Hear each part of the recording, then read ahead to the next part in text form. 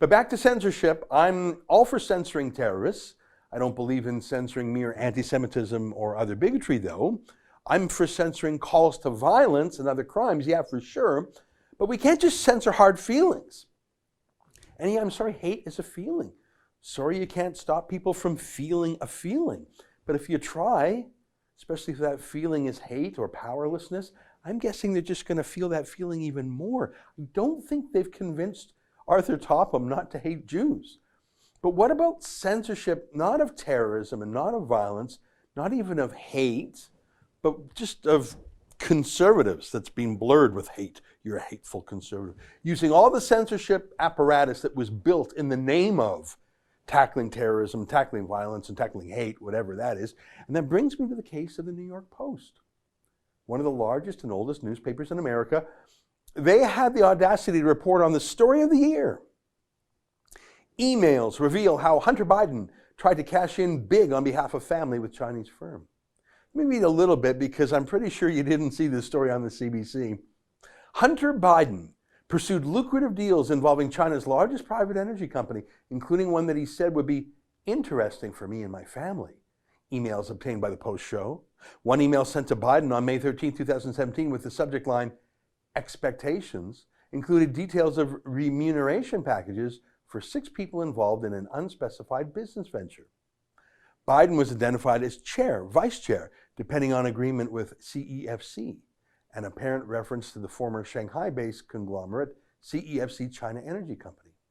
His pay was pegged at $850, and the email also noted that Hunter has some office expectations he will elaborate.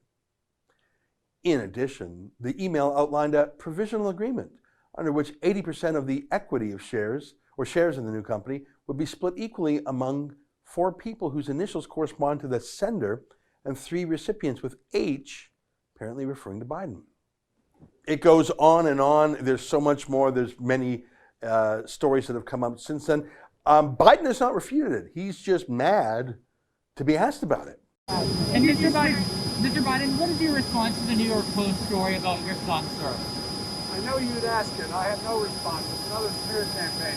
Right up your alley. Those are the questions you always ask. Yeah, scolding a reporter for asking a question, did that actually just work on the media? Oh my God, yes it did. They're not asking about it anymore. But the news here is not that the New York Post was summoned by some human rights commission like Arthur Topham was, or me in the cartoons or anything like that.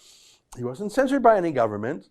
They actually have the First Amendment down there in the US. No one could knock out that story like I was put on trial for the cartoons, except the social media companies, Twitter, Facebook.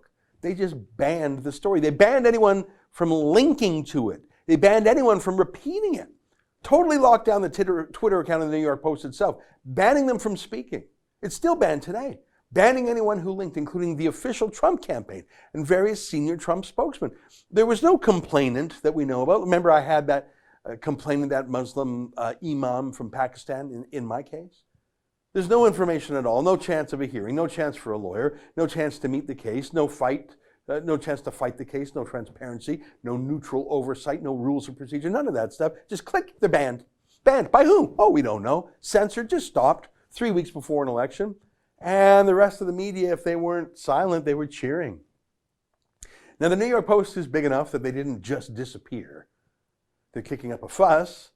But who else is being deleted this way for the crime of being conservative? Or more to the point, getting in the way of Joe Biden winning? When I was censored, I could look my censor in the eye. Every day, millions of people are censored by strangers and increasingly by artificial intelligence trained to copy censors. There's no debating it. There's no hearings. You're just gone. It just didn't happen. You never existed. You've been deleted. You're a rumor. You're deplatformed. You're unpersoned. That's an excerpt from my daily show, the Ezra Levant Show. Every day I do a monologue on the news of the day, then I interview an interesting guest, and then I read my hate mail. You gotta subscribe. Go to rebelnews.com.